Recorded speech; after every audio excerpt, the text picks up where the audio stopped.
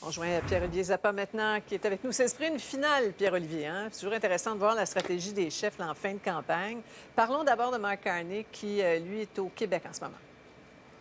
Et à partir de maintenant, chaque déplacement compte et chaque visite, Sophie, est savamment calculée à quelques jours de l'échéance électorale. Et si on regarde les résultats à la carte, en travaillant avec les résultats de 2021, vous allez voir que cette journée de Mark Carney au Québec, elle est hautement stratégique et ça a été une grosse journée d'autobus. Ça a commencé dans la région de Québec. Pourquoi les libéraux vont dans la région de Québec? Bien, ils ont 2 comtés, Québec et Louis-Hébert, mais il y aura des luttes à 3 intéressantes à surveiller. Vous venez d'en parler avec Alain, dans Beauport-Limoilou et dans Charlevoix.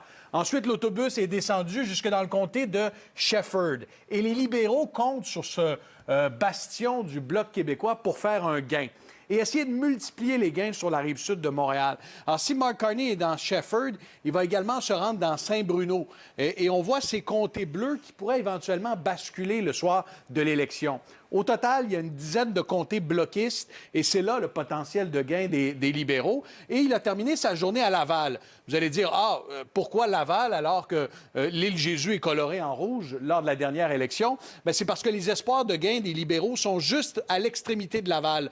Thérèse de Blainville, Terrebonne, Repentigny, Rivière-des-Mille-Îles. C'est là où Mark Carney peut faire des gains qui éventuellement lui donneront un avantage le soir de l'élection. Ouais. Et Pierre Poilievre, qu'est-ce que ces déplacements peuvent nous indiquer? On prend l'avion, on s'en va à Toronto, Sophie. Vous savez, une victoire conservatrice, bien qu'improbable à ce stade-ci de la campagne, demeure possible. Tout demeure possible à une semaine de l'échéance électorale. Et une victoire conservatrice passerait par la grande région de Toronto.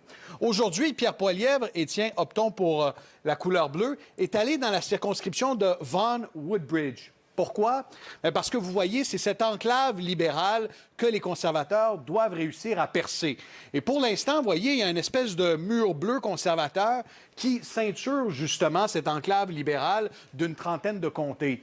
Et ce sont des comtés également qui votent en bloc. Les Vaughan, les Brampton, les Mississauga, les Markham. Les conservateurs ne peuvent pas espérer accéder au gouvernement sans faire des gains. Et Vaughan Woodbridge fait partie de ces comtés qui peuvent être à portée de main. Ce serait insuffisant pour les conservateurs qui auraient besoin de faire tache d'huile et de remporter d'autres comtés dans le Grand Toronto, Sophie. Fascinant, tous ces murs à percer au pays.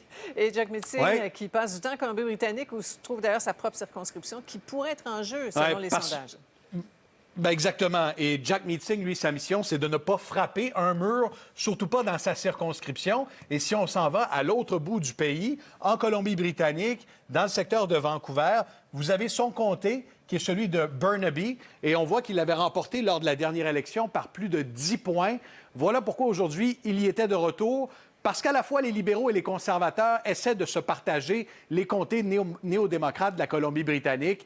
Et Jack Meeting veut espérer d'éviter un effondrement là-bas. Voilà. Et le Bloc, 2 mots?